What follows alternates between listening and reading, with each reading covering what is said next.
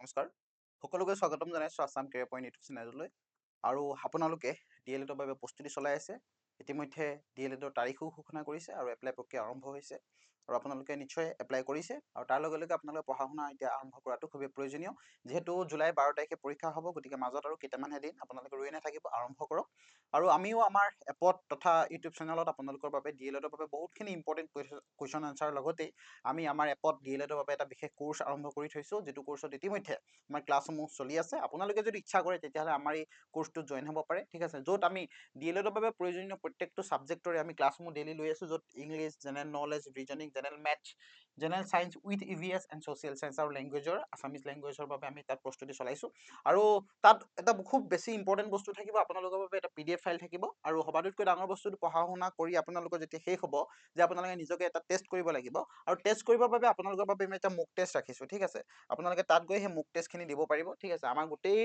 পৰীক্ষা গোটেই কোৰ্চটোৰ ভিতৰতে গোটেই এক্সাম ফ'কাছ কৰি পিনে টাইমিং মেনেজমেণ্ট হোৱাকৈ আপোনালোকৰ বাবে আমি এটা মুক টেষ্ট আমাৰ যিটো DLEDৰ বাবে ঠিক আছে আমি কোৰ্চ ৰাখিছিলোঁ সেই কোৰ্চটোৰ ভিতৰত এভেইলেবল আছে বাট যদি আপোনালোকে জইন কৰিব বিচাৰে তেতিয়াহ'লে আমাৰ আছাম কেৰিয়াৰ পইণ্ট এপ যিটো আছে আছাম কেৰিয়াৰ পইণ্ট এপটো আপোনালোকে ডাউনলোড কৰিব লাগিব আৰু যদি আৰু ফুল ইনফৰমেশ্যন আপোনালোকক লাগে তেতিয়াহ'লে আপোনালোকে আমাৰ যিটো নাম্বাৰ আছে 9678914511 এই নাম্বাৰটোত এটা যোগাযোগ কৰি আপোনালোকে ফুল ডিটেইলছ ল'ব পাৰে তাৰ লগে লগে মাত্ৰ 599 ৰুপিজ পে' কৰি আপোনালোকে আমাৰ কোৰ্চটো জইন হ'ব পাৰে য'ত আপোনালোকে ডেইলি লাইভ ক্লাছ পাব ৰেকৰ্ডেড ক্লাছ পাব তাৰ লগে লগে মক টেষ্টৰ লগে লগে PDF ফাইল গোটেইখিনি বস্তু আপোনালোকৰ বাবে এভেইলেবল কৰা হ'ব DLEDৰ বাবে নিৰ্দিষ্টকৈ DLEDৰ বাবে আমাৰ তাত প্ৰস্তুতি চলোৱা হৈছে যিখিনি বস্তু সবাতোতকৈ বেছি ইম্পৰ্টেণ্ট যিখিনি ছ'চিয়েলৰ পৰা খুব বেছি ইম্পৰ্টেণ্ট ছায়েন্সৰ পৰা ইম্পৰ্টেণ্ট মেথছৰ পৰা ইম্পৰ্টেণ্ট গোটেই বস্তুখিনি আমাৰ তাত সম্পূৰ্ণ ডিছকাছ কৰি থকা হৈছে গতিকে আপোনালোকৰ হাতত সময় কম মাজত মাত্ৰ এইকেইটাহে দিন গতিকে DLEDৰ বাবে যদি আপুনি প্ৰস্তুতি চলাই আছে তেতিয়াহ'লে আমাৰ কোৰ্চটো জইন কৰিব আৰু আজিৰ যিটো মই ছেশ্যন আপোনালোকৰ লগত আলোচনা কৰিম যিটো ক্লাছ ল'ম সেই ক্লাছটোত আপোনালোকৰ বাবে খুব বেছি ইম্পৰ্টেণ্ট যিটো NEP নিউ এডুকেশ্যন পলিচিৰ লগত ৰিলেটেড বহুতখিনি কুৱেশ্যন আনচাৰ ইয়াত আছে তাৰ লগে লগে আমাৰ যিটো এনভাইৰনমেণ্ট এটমস্ফিয়াৰ ৰিলেটেড গোটেই প্ৰশ্নখিনি আপোনালোকে ইয়াত পাব তাৰ লগে লগে আছামৰ আহোম হিষ্ট্ৰী কিছুমান কুৱেশ্যন ইয়াত লৈ আহিছোঁ গতিকে আজি কুৱেশ্যনখিনি আপোনালোকৰ বাবে বহুত ইম্পৰ্টেণ্ট হ'ব এই প্ৰশ্নখিনি সম্ভৱতঃ পৰীক্ষাত অহাৰ চান্স আছে বা আহিব পাৰে নতুবা ইয়াৰ ৰিলেটেড কিছুমান কুৱেশ্যন আপোনালোকে চাব লাগিব ঠিক আছে চ' ফাৰ্ষ্ট কুৱেশ্যনটোলৈ আগবাঢ়ো সকলো সাজু হৈ লওক লগত বহি এখন আৰু কলম এটা লৈ ল'ব প্ৰথমটো কুৱেশ্যন কৈছে কি যে বায়ুমণ্ডলৰ কোনটো স্তৰ পৃথিৱীৰ আটাইতকৈ ওচৰত অৱস্থিত ঠিক আছে বায়ুমণ্ডলৰ কোনটো স্তৰ পৃথিৱীৰ আটাইতকৈ ওচৰত অৱস্থিত বুলি কওঁতে আপুনি এই যিটো ডায়গ্ৰাম মই লৈ আহিছোঁ চমুকৈ ডায়গ্ৰামটো আনিছোঁ বেছি ডাঙৰকৈ বা এক্সপ্লেইন কৰি অনা নাই ডায়গ্ৰামটো ঠিক আছে ডায়গ্ৰামটোত আপুনি এটা নটিচ বস্তু কৰিব পৃথিৱীৰ পৰা একেবাৰে ওচৰত থকা একেবাৰে যিটো স্তৰ হ'ল সেই স্তৰটোৱে হ'ল ট্ৰপ'স্ফিয়াৰ যিটো পৃথিৱীৰ পৃষ্ঠৰ পৰা জিৰ'ৰ পৰা ঠিক আছে পৃথিৱীৰ পৃষ্ঠৰ পৰা 12 কিলোমিটাৰ ভিতৰত সেই যিটো স্তৰ আছে স্তৰটো এভেইলেবল হয় তাৰ পৰা একেবাৰে অলপ ওপৰত থকা স্তৰটো হ'ল কি ষ্ট্ৰেটোস্ফিয়াৰ তাৰ পৰা ওপৰত থকাটো হ'ল মেছ'স্ফিয়াৰ থাৰ্মোস্ফিয়াৰ আৰু এক্সোস্ফিয়াৰ আৰু এক্সোস্ফিয়াৰ পৃথিৱীৰ পৰা সবাতোতকৈ আঁতৰত যিটো 10,000 কিলোমিটাৰতকৈ ওপৰত আছে স্ফিয়াৰ গতিকে আপুনি কিন্তু এই গোটেই এটমস্ফিয়াৰ যিহেতু আপোনালোকৰ ছ'চিয়েল যিটো চিলেবাছ আছে আমি অলৰেডি ইয়াৰ আগত এটা ভিডিঅ' চিলেবাছৰ এভেইলেবল কৰি থৈছোঁ চিলেবাছত আপোনালোকে দেখিব যে এটমস্ফিয়াৰ ৰিলেটেড আপোনাক বস্তুখিনি চাবলৈ দিয়া হৈছে ঠিক আছে গতিকে এটমস্ফিয়াৰ ৰিলেটেড গোটেই বস্তুখিনি চাব আজি ছেশ্যনটোত বহুতকেইটা এটমস্ফিয়াৰ ৰিলেটেড কুৱেশ্যন আছে আপোনালোকৰ বাবে গতিকে এই এটমস্ফিয়াৰ ৰিলেটেডত মূলতঃ আপুনি ষ্ট্ৰেটোস্ফিয়াৰটো 12ৰ পৰা 85 কিলোমিটাৰ ভিতৰত 85ৰ পৰা 690 কিলোমিটাৰ ভিতৰত এই স্তৰকেইটা গতিকে কোনটো স্তৰ ক'ত আছে কোনটো স্তৰ প্ৰথম কোনটো স্তৰ দ্বিতীয় আপোনালোকে এই কথাখিনি চাই থ'ব আৰু এই প্ৰশ্নটোৰ উত্তৰ ইতিমধ্যে আপোনালোকে গম পাইছে যে পৃথিৱীৰ পৰা একেবাৰে ওচৰত থকা স্তৰ অৰ্থাৎ পৃথিৱীৰ পৰা যিটো স্তৰত জীৱ জগত বাস কৰে ঠিক আছে 1ৰ পৰা 12 কিলোমিটাৰ ভিতৰতে জলচৰ প্ৰাণী হওক স্থলচৰ প্ৰাণী হওক বা যিবিলাক প্ৰাণী বায়ুত চলাচল কৰি থাকে আকাশমণ্ডলত থাকে সেই প্ৰাণীখিনি জীৱিত অৱস্থাত থাকে চ' এই প্ৰশ্নটোৰ উত্তৰ হ'ব কি ট্ৰপ'স্ফিয়াৰ ঠিক আছে এই ট্ৰপ'স্ফিয়াৰ হ'ব ঠিক আছে ট্ৰপ'স্ফিয়াৰ হ'ল পৃথিৱীৰ পৰা একেবাৰে ওচৰত থকা স্তৰ 2 নম্বৰ কুৱেশ্যনটো আপোনালোকৰ এডুকেশ্যন পলিচিৰ ওপৰত ডিপেণ্ড কৰা কুৱেশ্যন ঠিক আছে কুৱেশ্যনটো এবাৰ ভালকৈ চাওক যে the mid day meal scheme যিটো মিড ডে মিল স্কিল আছে অসমতো সেই স্কিলটো আছে হ'ল চ' মিড ডে মিল বা মধ্যাহ্ন ভোজন আঁচনি প্ৰথমবাৰৰ বাবে ভাৰতৰ কোনখন ৰাজ্যত প্ৰৱৰ্তন কৰা হৈছিল বৰ্তমান PM পোষণ বুলি কোৱা হয় ঠিক আছে PM পোষণ অভিযান বুলি আমি শুনি আছো নহয় গতিকে এই মিড ডে মিল যিটো কোৱা হয় MDM গতিকে MDM আপোনালোকে দেখিছে আমাৰ স্কুলবিলাকত হ'ল এইবিলাক আমাৰ গভৰ্ণমেণ্ট স্কুলবিলাকত যিটো মিড ডে মিলৰ ব্যৱস্থা আছে এই ব্যৱস্থাটো প্ৰথমতে কোনখন ৰাজ্যত প্ৰৱৰ্তন কৰা হৈছিল ইয়াৰে কোনটো এনচাৰ কাৰেক্ট হ'ব কমেণ্টত জনাওক আপোনালোকে প্ৰথম প্ৰৱৰ্তন কৰা হৈছিল তামিলনাডু ঠিক আছে তামিলনাডুত MDM অৰ্থাৎ মিড ডে মিল স্কিমখন প্ৰথমতে এপ্লিকেবল কৰা হৈছিল নেক্সট কুৱেশ্যন ভাৰত তথা পৃথিৱীক আৰু কেৱল ভাৰতক বুলিয়ে নহয় গোটেই পৃথিৱীক যিটো ক্ষতিকাৰক অতিবেঙুনীয়া ৰশ্মি, ঠিক আছে, ক্ষতিকাৰক অতিবেঙুনীয়া ৰশ্মিটোৱে কি কৰিব পাৰে, মানুহৰ দেহত ছালৰ কৰ্কট ৰোগৰ সৃষ্টি কৰিব পাৰে। এই যিটো অতিবেঙুনীয়া ৰশ্মি আছে, এই অতিবেঙুনীয়া ৰশ্মিটোৰ পৰা ৰক্ষা কৰিবৰ বাবে অজন স্তৰ যিটো আছে, অজন স্তৰটো কোনটো স্তৰত পোৱা যায়? মই কেইবাটাও আপোনাক স্তৰ দেখাইছিলো, একেবাৰে তলত থাকে কি ট্ৰপো স্পেয়াৰ, তাৰ ওপৰত এটা স্পেয়াৰ। গতিকে ইয়াত যিকেইটা অপশ্যন আছে, কোনটো অপশ্যন কাৰেক্ট হ'ব আপুনি জনাওক, কমেণ্টত জনাওক। ঠিক আছে, এই প্ৰশ্নটোৰ উত্তৰ কোনটো হ'ব? ষ্ট্ৰেটোস্ফিয়াৰ। অজন যিটো লেয়াৰ আছে সেই লেয়াৰটো ক'ত থাকে? ষ্ট্ৰেটোস্ফিয়াৰত থাকে। ঠিক আছে, আৰু আপুনি এটা কথা জানি থোৱাটো ভাল হ'ব, অজনৰ যিটো ৰাসায়নিক সংকেত সেইটো হ'ল কি? O3। ঠিক আছে, অজনৰ ৰাসায়নিক সংকেতটো হ'ল O3।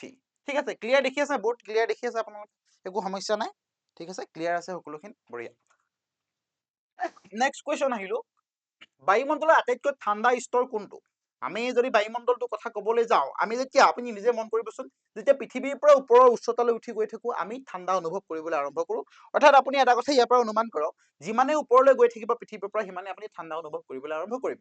এতিয়া কথাটো হ'ল, 4 নম্বৰ প্ৰশ্নটোৰ উত্তৰ কোনটো হ'ব? বায়ুমণ্ডলত যিকেইটা স্তৰ আছে, গোটেই স্তৰ কেইটাৰ ভিতৰত সবাতোতকৈ ঠাণ্ডা স্তৰ কোনটো? কোনটো এনচাৰ কাৰেক্ট হ'ব? ঠিক আছে, ইয়াত কোনটো স্তৰ কাৰেক্ট হ'ব? যিটো মেছ'স্ফিয়াৰ আছে, ঠিক আছে, মেছ'স্ফিয়াৰ ইজ দা কাৰেক্ট এনচাৰ। এই স্তৰটোৱে সবাতোতকৈ ঠাণ্ডা এটা স্তৰ। অকে, 5 নম্বৰ কুৱেশ্যনটো, ভাৰতৰ পৰা প্ৰেৰণ কৰা যিবিলাক ৰেডিঅ' তৰংগ, বুজি পাইছে? ৰেডিঅ' তৰংগ বুলি কওঁতে আমি যেতিয়া ছেটেলাইটলৈ পঠিয়াই দিয়া হয়, আমি যেতিয়া টিভি চাওঁ, টিভি কমিউনিকেশ্যন যিটো চিষ্টেম, ঠিক আছে, বায়ুমণ্ডলৰ তৰংগসমূহ বায়ুমণ্ডলৰ কোনটো স্তৰে পুনৰ পৃথিৱীলৈ প্ৰতিফলিত কৰে? তাৰমানে ইয়াতে এটা কথা যে সেই নিৰ্দিষ্ট স্তৰটোতে যিবিলাক আমাৰ ছেটেলাইট বিলাক আছে, ছেটেলাইট বিলাক তাতে ৰাখি থৈ অহা হয়। ঠিক আছে, ছেটেলাইটবোৰ সেই স্তৰটোতে থাকে, তাৰ পৰা সেই ছেটেলাইটৰ জৰিয়তে গোটেই ইনফৰমেশ্যন খিনি আকৌ ৰিটাৰ্ণ হৈ আহে পৃথিৱীলৈ। চ' কোনটো এনচাৰ কাৰেক্ট হ'ব? ভাৰতৰ পৰা প্ৰেৰণ কৰা ৰেডিঅ' তৰংগ যিবিলাক আছে, সেই তৰংগবিলাক বায়ুমণ্ডলৰ কোনটো স্তৰে পুনৰ পৃথিৱীলৈ প্ৰতিফলিত কৰে? Stratosphere, ionosphere, troposphere, mesosphere. কোনটো এনচাৰ কাৰেক্ট হ'ব? কোনটো এনচাৰ কাৰেক্ট হ'ব? Yes, option B is the correct answer, ionosphere. ঠিক আছে, ionosphere. Okay, next question, 6 number. খুব বেছি ইম্পৰ্টেণ্ট NEP-ৰ কথা, আৰু NEP-ক লৈ আপোনালোকৰ বাবে মই এটা ক্লাছ লৈ আহিম। ঠিক আছে, গোটেই NEP চিষ্টেমটোক লৈ, আৰু NEP-ৰ ওপৰত আপোনালোকৰ DLED হওক, BED হওক, ঠিক আছে, আৰু যিকোনো ধৰণৰ কম্পিটিটিভ এক্সামতে হওক, আজিকালি NEP-ৰ ওপৰত বহুত কেইটা প্ৰশ্ন সোধে। চ' NEP ফুল কনচেপ্ট লৈ আপোনালোকৰ বাবে এটা মই কনচেপ্টৰ ক্লাছ লৈ আহিম, আপ টু 45 মিনিটছ। ঠিক আছে, গতিকে এই ক্লাছটো আপোনালোকে ল'ব, আমাৰ ইউটিউবতে এভেইলেবল হৈ যাব। চ' NEP 2020 যি অধীনত স্কুলীয়া শিক্ষা প্ৰাৰম্ভিক যিটো মৌলিক পৰ্যায়, ফাণ্ডামেণ্টেল ষ্টেজ বুলি কোনটো ষ্টেজক ধৰা হৈছে? কোনটো বয়সৰ শিশুক যে মৌলিক পৰ্যায়ৰ ষ্টেজত ধৰা হৈছে? 6 পৰা 11, 3 পৰা 8, 5 পৰা 10 আৰু 2 পৰা 6 বছৰ শিশুসকল। কোনটো এনচাৰ কাৰেক্ট হ'ব? ঠিক আছে, কোনটো এনচাৰ কাৰেক্ট হ'ব? 3 পৰা 8 বছৰ বয়সৰ ভিতৰত যিসকল শিশু আছে, এই শিশুসকলকে কি ধৰা হৈছে? মৌলিক পৰ্যায়ৰ, প্ৰাৰম্ভিক পৰ্যায়ৰ শিশু গোটটোত কি কৰা হৈছে? বয়সৰ গোটটোত সামৰি লোৱা হৈছে। অকে, নেক্সট কুৱেশ্যন, কোনটো স্তৰে ভাৰতত উপগ্ৰহৰ জৰিয়তে দূৰসংযোগত সহায় কৰে? ইয়াত থকা কোনটো স্তৰে? অকমান আগত আমি এনেকুৱা ধৰণৰ এটা প্ৰশ্ন পাইছিলো। ঠিক আছে, যিটো থাৰ্মোস্ফিয়াৰ আছে তাক এক্সোস্ফিয়াৰ বুলিও কোৱা হয়, সেইটো মনত ৰাখিব। কোনটো স্তৰে ভাৰতত উপগ্ৰহৰ জৰিয়তে সংগ্ৰহ কৰে বা সহায় কৰে? কোনটো এনচাৰ কাৰেক্ট হ'ব? হ'ল থাৰ্মোস্ফিয়াৰ বা এক্সোস্ফিয়াৰ। ঠিক আছে, আজি ইয়াত বহুতখিনি ইম্পৰ্টেণ্ট কুৱেশ্যন পাব। মই আকৌ কৈছো, NEP কুৱেশ্যন খিনি পাবই, তাৰ লগে লগে আপোনালোকে আহোম ৰাজ্যৰ, ঠিক আছে, আহোম কিংডমৰ যিখিনি আছিলে সেই কুৱেশ্যনবোৰ পাব। ছচিয়েলৰ কুৱেশ্যন পাৰ্টিকুলাৰ টপিক আপোনালোকক দিয়ে দিছে, সেইখিনি পঢ়িব লাগিব বুলি। তাৰ পৰা বেছিক কিছুমান ইম্পৰ্টেণ্ট কুৱেশ্যন মই লৈ আহিছো, আপোনালোকে এই কুৱেশ্যন খিনি চাব বা ইয়াৰ আনুষংগিক যিবিলাক লগতে থকা কুৱেশ্যনবোৰ চাব। আকৌ কৈ থৈছো যে যদি আপোনালোকে আমাৰ এপটোত জইন হ'ব বিচাৰে, এপৰ যিটো কোৰ্চ আছে, ঠিক আছে, DLED-ৰ বাবে আগতো পৰীক্ষাৰ কাৰণে আমি প্ৰস্তুতি চলাই কোৰ্চটো লৈ আছো, তাত যদি জইন হ'ব বিচাৰে তেতিয়া তলত যিটো ঘূৰি থকা নাম্বাৰ আছে, সেই নাম্বাৰটোত এবাৰ কল কৰক, কল কৰি পিনি আপোনালোকে ফুল ইনফৰমেশ্যন খিনি লৈ ল'ব পাৰিব। নেক্সট কুৱেশ্যন, অসমত যি বৰদৈচিলা আহে বুলি আমি কওঁ, হয় নে নহয়? আমি যে কওঁ বৰদৈচিলা মাকৰ ঘৰলৈ গৈছে, সকলো দাহিম হৈ গৈছে বুলি। চ' এই বৰদৈচিলাক প্ৰাক মৌচুমী এটা বতাহ হয়, আৰু এই প্ৰাক মৌচুমী ধুমুহাৰ উৎপত্তি কোনটো স্তৰত হয়? এই যিটো মৌচুমী বতাহ আহে অসমত, যিটো আমাৰ কি কম, দক্ষিণ পশ্চিম দিশৰ পৰা আহে। ঠিক আছে, দক্ষিণ পশ্চিম দিশৰ পৰা এই মৌচুমী বতাহটো আহে। চ' এই বতাহটো যিটো উৎপত্তি স্থল, এই উৎপত্তি স্থলটো ক'ত হয়? আচলতে উৎপত্তি স্থল আমি ক'ব নোৱাৰো, সেইটো কোৱা নাই। ইয়াত কৈছে যে উৎপত্তি স্তৰ কোনটো হয়? আচলতে এই মৌচুমী বতাহটো কোনটো স্তৰৰ মাজেৰে আমাৰ অসমত প্ৰৱেশ কৰে? ঠিক আছে, অকে, এইটো কোনটো এনচাৰ কাৰেক্ট হ'ব? এইটো হ'ব ট্ৰপোস্ফিয়াৰ ইজ দা কাৰেক্ট এনচাৰ, ট্ৰপোস্ফিয়াৰৰ মাজেৰে আহে। ঠিক আছে, অকে, নেক্সট কুৱেশ্যনলৈ যাওঁ। কোনটো গেছে পৃথিৱীৰ জীৱক ক্ষতিকাৰক বেঙুনীয়া ৰশ্মিৰ পৰা ৰক্ষা কৰে? হ'ল আচলতে যিটো গেছৰ কথা কৈছে এই গেছটো নিজে এটা অতি ক্ষতিকাৰক গেছ ঠিক আছে কিন্তু এই গেছটোৱে কি কৰিছে সূৰ্যৰ পৰা অহা অতি বেঙুনীয়া ৰশ্মিখিনি পৃথিৱীলৈ আহিবলৈ নিদিয়ে সেই এটা লেয়াৰৰ মাজতে সি ৰাখি থৈ দিয়ে চ' ইয়াতে যিটো অজন অপশ্যন আছে অজন ইজ দ্য কাৰেক্ট এনচাৰ মই আগতো কৈছো অজনৰ যিটো ৰাসায়নিক সংকেত সেইটো হ'ল কি O3 সেইটো হ'ল কি O3 ঠিক আছে ওকে নেক্সট কুৱেশ্যন 10 নম্বৰ এতিয়া আমি আহোম কিংডমৰ কেইটামান বেছিক কুৱেশ্যনলৈ আহিছো যে চুকাফাই কোন ঠাইৰ পৰা অসমলৈ প্ৰব্ৰজন কৰিছিল একেবাৰে সহজ প্ৰশ্ন অসমত আহোম সাম্ৰাজ্য প্ৰতিষ্ঠা কোনে কৰিছিল বুলি ক'লে আমি সকলোৱে জানো হি ইজ চুকাফা এণ্ড চুকাফাই কোন ঠাইৰ পৰা অসমলৈ আহিছিল এয়া হ'ল মাংমাও ঠিক আছে ইউনান অঞ্চলৰ পৰা মাংমাওৰ পৰা আহিছিল আৰু চুকাফা ৰিলেটেড কথাখিনি আপুনি গম পায় কেনেকৈ চুকাফা অসমলৈ আহিবলগীয়া হৈছিল কি কাৰণে আহিছিল কিয় আহিছিল আৰু সেইখিনি কথা জানে তাৰ লগে লগে যদি আপোনালোকে বিচাৰে তেতিয়াহ'লে আমি চুকাফা বা আহোম কিংডমক লৈ বেছিক কিছুমান কনচেপ্ট লৈ পিনি আপোনালোকৰ বাবে লাইভ এণ্ড ৰেকৰ্ডেড ক্লাছ লৈ আহিম চিন্তা কৰিব নালাগে আপোনালোকে বিভিন্ন ধৰণৰ পৰীক্ষাৰ বাবে সেইখিনিক লৈ প্ৰস্তুতি চলাব পাৰিব কেৱল DLED নহয় আগন্তুক আমাৰ ADRE আহি আছে আগন্তুক আসাম পুলিচ আহি আছে বিভিন্ন ধৰণৰ পৰীক্ষাৰ কাৰণে কিন্তু কনচেপ্ট একেখিনিয়ে আৰু অসমৰ যিবিলাক প্ৰতিযোগিতামূলক পৰীক্ষা হয় তাৰ কাৰণে আহোম কিংডম জনাটো খুবেই প্ৰয়োজনীয় আমাৰ কিছুমান সমস্যা হয় আহোম কিংডমক লৈ যে আমি নামবোৰ মনত ৰাখিবৰ কাৰণে আমাৰ বহুত সমস্যা তাৰে আহোম ৰাজ্যৰ সাম্ৰাজ্য বহুত বেছি নাম আছে গোটেই নামখিনি আমাৰ বাবে প্ৰয়োজনীয় নহয় তাৰে কিছুমান স্পেচিফিক নাম আছে সেই নামখিনি আমি জনাটো খুবেই প্ৰয়োজনীয় আমি সেইখিনি পৰৱৰ্তী পৰ্যায়ত আলোচনা কৰিম ঠিক আছে নেক্সট কুৱেশ্যন পাইক প্ৰথা কোনজন ৰজাৰ ৰাজত্ব কালত প্ৰণালীবদ্ধভাৱে পুনৰ গঠন কৰা হৈছিল পাইক প্ৰথা বুলি ক'লে আপোনালোকে বুজি পায় ঠিক আছে চ' পাইক প্ৰথা যি আছিল এই প্ৰথা কোনজন ৰজাৰ ৰাজত্ব কালত প্ৰণালীবদ্ধভাৱে পুনৰ অসমত আৰম্ভ কৰা হৈছিল ঠিক আছে 11 নম্বৰ প্ৰশ্নটো কি হ'ব চাওক চুকাফা হ'ব নোৱাৰে কাৰণ চুকাফাই কি কৰিছিলে আহোম সাম্ৰাজ্য স্থাপন কৰিছিলেহে আৰু পাইক প্ৰথা কেতিয়া আৰম্ভ হৈছিলে আহোমসকল অহাৰ পাছত আৰম্ভ হৈছিলে চ' আহিয়ে তেখেতেতো কেতিয়াও পাইক প্ৰথা আৰম্ভ কৰিব পৰা নাছিলে চ' ইয়াত কোনটো এনচাৰ কাৰেক্ট হ'ব ইয়াত যিটো অপশ্যন বি আছে ন প্ৰতাপ সিংহ হ'ল প্ৰতাপ সিংহ কাৰেক্ট হ'ব গতিকে আপুনি আৰু এটা কথা ইয়াত জানি থোৱাটো ভাল হ'ব যে প্ৰতাপ সিংহৰ অন্য এটা নাম কি চুচেংফা ঠিক আছে প্ৰতাপ সিংহৰ আৰু এটা নাম হ'ল চুচেংফা ঠিক আছে ওকে নেক্সট কুৱেশ্যন আহো শৰাইঘাটৰ যুদ্ধৰ সময়ত আহোমৰ সিংহাসনত ৰজা কোন আছিল এই প্ৰশ্নটোৱে কেতিয়াবা আমাক কিন্তু অলপ গণ্ডগোল কৰি দিয়ে যদি আপোনাক এনেকুৱা এটা হ'লহেঁতেন যদি ইয়াত অপশ্যনটো দিলেহেঁতেন যে ইয়াত লাচিত বৰফুকন বুলি দি দিলে আপোনালোকৰ হয়তো বহুতে লাচিত বৰফুকনটো কাৰেক্ট এনচাৰ দি দিলেহেঁতেন কাৰণ কেতিয়াবা আমাৰ পৰীক্ষা হলত এনেকুৱা হয় আমাৰ ইমান খবজব লাগে আমি যিটো খবজব বুলি কওঁ অসমীয়া এটা শব্দ বুলিয়ে কওঁ আৰু ন চ' এই তেতিয়া আমি কি কৰো খুব লৰালৰি সময়ত আমি নাচাওঁ যে শৰাইঘাটৰ যুদ্ধ বুলি কৈ দিয়াৰ লগে লগে সদায় আমাৰ মনলৈ আহে লাচিত বৰফুকন আমি নাচাওঁ প্ৰশ্নটো সুধিছে কি ইয়াত সুধিছে ৰজা কোন আছিল সেনাপতি কোন আছিল সোধা নাছিল আপোনাক সুধিছে ৰজা কোন আছিল যেতিয়া ৰজাৰ কথা সোধা হয় তেতিয়া ইয়াৰ কাৰেক্ট এনচাৰটো হ'ব চক্ৰধ্বজ সিংহ ঠিক আছে গতিকে শৰাইঘাটৰ যুদ্ধ কাৰ কাৰ মাজত হৈছিল জানে কোন স্থানত হৈছিল জানে গোটেই কথাখিনি জানে ওকে বঢ়িয়া এতিয়া এই চক্ৰধ্বজ সিংহৰে কি কৰিছিলে সেই সময়ত আহোম সিংহাসনৰ ৰজা আছিল আৰু সেনাপতি আছিল লাচিত বৰফুকন আৰু মোগলৰ ফালৰ পৰা ৰাম সিংহ কি আছিল তেওঁলোকৰ সেনাপতি আছিলে ঠিক আছে okay next 13 number question Dihingia ৰজা বুলি কোনজন ৰজাক জনা যায় এই প্ৰশ্নটো কিন্তু বহুবাৰ পৰীক্ষাত আহিছে আপোনালোকে যদি বিভিন্ন পৰীক্ষাত দিছে তেতিয়াহ'লে নিশ্চয়কৈ গম পায় এই প্ৰশ্নটো আপোনালোকে বহুবাৰ মুখামুখি হৈছে হয় নে নহয় চ' দিহিঙীয়া ৰজা বুলি কোনজন ৰজাক জনা যায় চাওকচোন গোটেই নামখিনি চব একেটাই দেখিবলৈ ইয়াক আমি মনত ৰখাটো আমাৰ কাৰণে বহুত এটা জটিল হৈ পৰে হয় নে নাই অলপ বেলেগ ধৰণৰ আজিকালি নামবিলাক যদি থাকিলে আমাৰ শুনিবলৈ নহয় আমাৰ মনত ৰাখিবলৈ ভাল হ'লহেঁতেন ঠিক আছে চ' ইয়াত যিটো দিহিঙীয়া ৰজা বুলি কাক জনা যায় দিহিঙীয়া ৰজা বুলি চুহুংমুঙক জনা যায় ঠিক আছে চুহুংমুঙক দিহিঙীয়া ৰজা বুলি জনা যায় ঠিক আছে আৰু এই উপাধিবিলাক বৰ্তমান আমাৰ দিহিঙীয়া সম্প্ৰদায়ৰ যিসকল লোক আছে উপাধি আছে সেই তেতিয়া দিনৰ পৰাই লাহে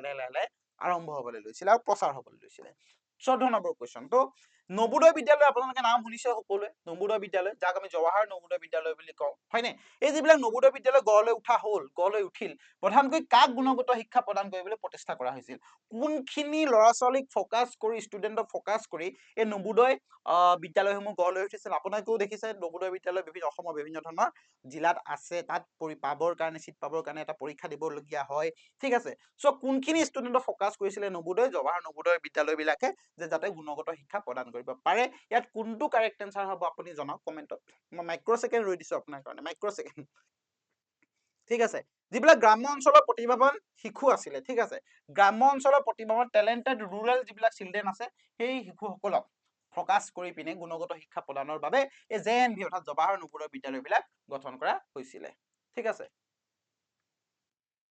নেক্সট ব্ৰিটিছে সম্পূৰ্ণ নিয়ন্ত্ৰণ লোৱাৰ পূৰ্বে ব্ৰিটিছসকলে সম্পূৰ্ণ আগ্ৰাসন কৰি গোটেই আহোম ৰাজ্যখনক নিয়ন্ত্ৰণলৈ অনাৰ আগতেই ঠিক আছে আহোম সাম্ৰাজ্যৰ শেষৰজন স্বাধীন ৰজা কোন আছিল ৰজা কিন্তু ইয়াত গণ্ডগোল এটা আছে দেই, স্বাধীন ৰজা, একদম পুৰা নিজস্বভাৱে থকা ৰজাজন। কিন্তু আমি যদি কেনেবাকে পুৰন্দৰ সিংহৰ সময়লৈকে গুচি আহোঁ তেতিয়া কিন্তু সম্পূৰ্ণ স্বাধীন বুলি আমি ক'ব নোৱাৰো। ঠিক আছে, ইয়াত 15 নম্বৰ প্ৰশ্নৰ উত্তৰ কি হ'ব? হলনে? সেই ৰজাজনী কোন আছিলে? চন্দ্ৰকান্ত সিংহ। ঠিক আছে, সেই ৰজাজন কোন আছিলে? চন্দ্ৰকান্ত সিংহ। একেবাৰে স্বাধীন ৰজা আছিলে, সম্পূৰ্ণ নিজাৰ নীতি নিয়মেৰে গোটেই আহোম ৰাজ্যখন মানে অসমকে কি কৰিছিলে? শাসন কৰিছিলে।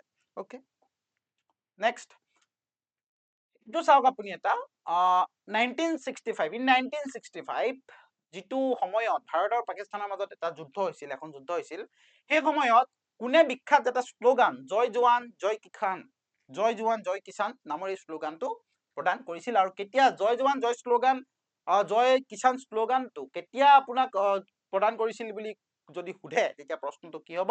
1965 চনৰ ভাৰত পাকিস্তানৰ যুদ্ধৰ সময়ত। আৰু কোনে প্ৰদান কৰিছিল বুলি যদি সোধে তেতিয়াহ'লে উত্তৰটো ইয়াতে আছে। কোনটো কাৰেক্ট এনচাৰ হ'ব? হয়নে? আমি নামটো সকলোৱে জানো তেখেতক, আমি ফটো বহুবাৰ দেখিছো, হয়নে? লাল বাহাদুৰ শাস্ত্ৰী। ঠিক আছে, Lal Bahadur Shastri is the correct answer. ঠিক আছে, প্ৰশ্নবিলাক কেনেকুৱা লাগিছে? মই অলপ খৰকে গৈছো কাৰণ ৰেকৰ্ডেড ক্লাছখিনি মই মেইনলি অলপ খৰকে যাওঁ, কাৰণ মই এইটোৱে ট্ৰাই কৰোঁ যাতে আপোনালোকক কম সময়ৰ ভিতৰতে খুব ভাল এটা ইনফৰমেশ্যন বা বহুতখিনি কুৱেশ্যন আপোনালোকক প্ৰভাইড কৰি থৈ যাব পাৰোঁ, যাতে আপোনালোকৰ সময়টো বেছি লোকচান নহয়। আৰু আপোনালোকে আমাৰ ভিডিঅ'বোৰ চোৱাৰ পিছত এটা কাম কৰিব, নোট কৰি যাব, বস্তুবোৰ নোট কৰি থৈ যাব, যাতে আপোনালোকৰ ফিউচাৰত আহিবলগীয়া বিভিন্ন ধৰণৰ পৰীক্ষাৰ কাৰণে সহায়ক হয়। ঠিক আছে, আমাৰ বহুত ক্লাছ হৈ আছে, এপতো হৈ আছে, তেওঁলোকে ইউটিউবত আমি বিভিন্ন ধৰণৰ কোৰ্চবিলাকৰ বাবে ক্লাছ কৰি আছো। যদি আপোনালোকে জইন কৰিব বিচাৰে আছাম কেৰিয়াৰ পইণ্ট এপত তেতিয়াহ'লে জইন কৰিব পাৰে নিশ্চয়কৈ।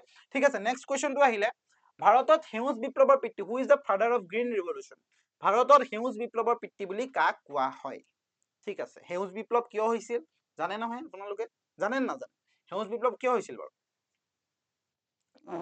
ভাৰতত যি সেউজ বিপ্লৱৰ পিতৃ, সেই সেউজ বিপ্লৱৰ পিতৃ বুলি কাক জনা যায়? ঠিক আছে, doctor M S Swaminathan. Yes, doctor M S Swaminathan is the correct answer. Okay, next 18 number, ঐতিহাসিক অসম চুক্তি কোন চনত স্বাক্ষৰিত হৈছিল? আৰু অসম চুক্তি কাৰ কাৰ মাজত হৈছিলে? কোনে কোনে তাত চুক্তিত স্বাক্ষৰ বহন কৰিছিলে? এই কথাবিলাক চাব লাগিব, আমি এইবিলাক চব এক্সপ্লেইন কৰিম আমাৰ এপত, চিন্তা কৰিব নালাগে। অ'কে, চ' ঐতিহাসিক অসম চুক্তি কোন চনত স্বাক্ষৰিত হৈছিল? কোনে ক'ব ইয়াৰ শুদ্ধ উত্তৰটো? 19 কি হ'ব? 85, হয়নে? 1985ত অসম চুক্তি ৰূপায়ণ হৈছিলে। Okay, next question. নেক্সট কুৱেশ্যনত যোৱাৰ আগত আকৌ সেইটোকে কৈছো যে আমি DL ৰ বাবে পঢ়াই আছো আমাৰ এপৰ ভিতৰত, আপুনি যদি জইন কৰিব বিচাৰে কৰক। আৰু এইটো মই কৈ থওঁ, পৰীক্ষাৰ এসপ্তাহৰ আগত, পৰীক্ষা 15 দিনৰ আগত, পৰীক্ষা এডমিট দিয়াৰ দিনাৰ পৰা ল'ৰা ছোৱালীবিলাকৰ বহুত একদম উৎপাত লাগে যে DL পঢ়িব লাগে, মই এপ্লাই কৰিছিলো, কিন্তু এপ্লাই কৰাৰ দিনাৰ পৰা বুলি কোনো ধৰণৰ খবৰেই নাথাকে, হয়নে নহয়? তেনেকৈ আৰু এপ্লাই কৰিলো, পেলাই থৈ দিলো, দুদিনৰ আগত গৈ পিনে এডমিটখন ডাউনলোড দিব হ'লে এপ্লিকেশ্যন ফৰ্মখন বিচাৰি ফুৰো, আমি ক'ত সোমোৱাই থলো, উলিয়াই নি পিনে এডমিটখন ডাউনলোড কৰি আনো, চাওঁ বোলে আমুকত পৰিছে, আজিৰ পৰা পঢ়িব লাগিব। এই মনোভাৱ যদি আজি তাৰিখত আমি লৈ আছো, আমাৰ কিন্তু সমস্যা হ'ব। যিদিনাৰ পৰা নটিফিকেশ্যন ওলাই, আৰু এটা কথা আপুনি জানে যে আপুনি DL দিব, আপোনাৰ এটা প্লেনিং আছে, চ' যেতিয়াৰ পৰা ভাবিবলৈ আৰম্ভ কৰিলে যে মই DL দিম, চ' তেতিয়াৰ পৰা পঢ়াটো ষ্টাৰ্ট কৰাটো খুব প্ৰয়োজনীয়। এতিয়া অসমত সেইটো দিন নাই যে আপুনি এপ্লাই কৰিম, একদম লাষ্ট ডেটৰ দিনা গৈ এপ্লাইটো কৰিলো, এডমিট আহিব, বহুত পৰীক্ষা দুদিনৰ আগত এডমিটখন উলিয়াই আনিলো আৰু যাম আৰু আজি পৰীক্ষা দিবলৈ, এইটো চিষ্টেম এতিয়া অসমত আৰু নাই। ঠিক আছে, চ' পঢ়িব লাগিব। চ' যদি আপোনালোকে টাৰ্গেট 2026 যি আমি DLED ৰ বাবে এন্ট্ৰেন্স এক্সামিনেশ্যনৰ বাবে এটা কোৰ্চ ৰেডি কৰিছিলো, যিটো কোৰ্চৰ প্ৰাইচ মাত্ৰ 599, য'ত প্ৰত্যেকটো ছাবজেক্টৰে ফুল এক্সপ্লেনেশ্যন উইথ মক টেষ্ট, এপৰ ভিতৰতে এই মক টেষ্টখিনি আপোনালোকে পাব। আৰু জইন যদি কৰিব বিচাৰে তেতিয়াহ'লে এই যিটো নাম্বাৰ আছে হাইলাইট হৈ আছে, তাত এটা হোৱাটছআপ কৰক, আমাৰ টিমে আপোনালোকক এটা QR কোড ফৰৱাৰ্ড কৰিব, তাত পেমেন্ট কৰি আপোনালোকে আমাৰ কোৰ্চটোত জইন কৰিব পাৰিব। ঠিক আছে, নেক্সট কুৱেশ্যনলৈ আগবাঢ়িছো। ভাৰত চৰকাৰৰ হৈ কোনজন প্ৰধানমন্ত্ৰীয়ে অসম চুক্তিত স্বাক্ষৰিত কৰিছিল? ঠিক আছে, অসম চুক্তিত কোনজন প্ৰধানমন্ত্ৰীয়ে ভাৰত চৰকাৰৰ হৈ স্বাক্ষৰিত কৰিছিল? অ'কে, চ' ইয়াত কোনটো এনচাৰ কাৰেক্ট হ'ব? ৰাজীৱ গান্ধী, হয়, ৰাজীৱ গান্ধী। ঠিক আছে, Rajiv Gandhi is the correct answer. Okay, next এই প্ৰশ্নটো ইম্পৰ্টেণ্ট যে ৰাষ্ট্ৰীয় শিক্ষানীতি যি নেশ্যনেল এডুকেশ্যন পলিচি আৰু ৰাষ্ট্ৰীয় শিক্ষানীতি 2020 অধীনত যিবিলাক স্কুলীয়া ছাত্ৰ আছিল বা স্কুলীয়া শিক্ষাৰ নতুনকৈ এটা গাঁথনি আছিলে, প্ৰথম পৰ্যায়ত কি আছিলে? বেলেগ ধৰণে আছিলে, পাছত এটা বেলেগ ধৰণে ষ্ট্ৰাকচাৰ গঠন হ'ল। প্ৰথমতে কি আছিলে? 10+2 বুলি আছিলে, হয় নে নহয়? এতিয়া 10+2 নাই, হয়, এতিয়া কি হৈ গ'ল? অ'কে, ইয়াত এতিয়া কি হৈ গ'ল? এনচাৰটো ইয়াত ওলাই থাকিলে। ঠিক আছে, কোনটো এনচাৰ কাৰেক্ট হ'ব?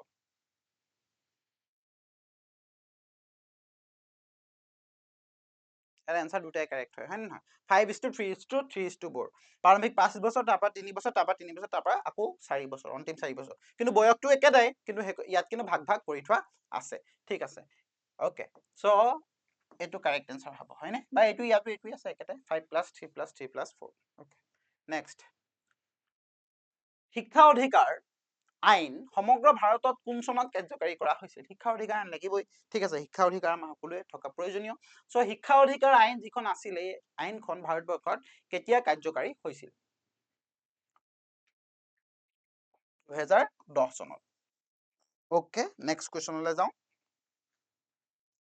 ভাৰতীয় সংবিধানৰ কোনটো অনুচ্ছেদে 6 পৰা 14 বছৰ যিসকল শিশু আছে সেই শিশুসকলৰ বাবে বিনামূলীয়া আৰু বাধ্যতামূলক শিক্ষাৰ এক মৌলিক অধিকাৰ কৰি তুলিছে কোনটো অনুচ্ছেদৰ জৰিয়তে এইটো ঘটনা হৈছে ঠিক আছে হল যে 6 পৰা 14 বছৰ বয়সৰ সকলো শিশুৱে কি কৰিব লাগিব পঢ়িব লাগিব আৰু তেওঁলোকৰ শিক্ষা তেওঁলোকৰ মৌলিক অধিকাৰৰ লগতে হল মৌলিক অধিকাৰ ওকে তাৰ লগতে বিনামূলীয়াকৈ পাব লাগিব ঠিক আছে বিনামূলীয়া শিক্ষা পাব লাগিব আমাৰ চৰকাৰী বিদ্যালয়বোৰ সম্পূৰ্ণ বিনামূলীয়াকৈ প্ৰায় বিনামূলীয়াকৈ দিয়া হয় শিক্ষা সো এই 22 নম্বৰ যেটো প্ৰশ্ন উত্তৰ কি হ'ব আপুনি জনাওক হয় আৰ্টিকেল কোনটো 21 ক হয় নে 21 এ ইজ দা কাৰেক্ট আনসাৰ ঠিক আছে ওকে নেক্সট 23 নম্বৰ কোৱেশ্চনটো এনসিআৰটি পূৰ্ণৰূপ কি আমি সকলো এনসিআৰটি অন্তৰ্গত হয় নে নহয় এনসিআৰটি যিবোৰ কিতাপ আমি পঢ়ি পিনে আমি ডাঙৰ হৈ আহিছো হয় নে সো এনসিআৰটি কিতাপ যে আমি পঢ়ো আমি সেবা বোৰ্ডৰ পৰা পঢ়িলো কোনোবা সিবিএসই বোৰ্ডৰ পৰা পঢ়িলো আমি এনসিআৰটি কিতাপখিনি ফলো কৰো এটা কথাটো হল যেটো এনসিআৰটি কিতাপ বা এনসিআৰটি সম্পূৰ্ণ নামটো কি এনসিআৰটি মানে কিনো আমি সকলোৱে শুনি আছো NCERT so what is the full form of NCERT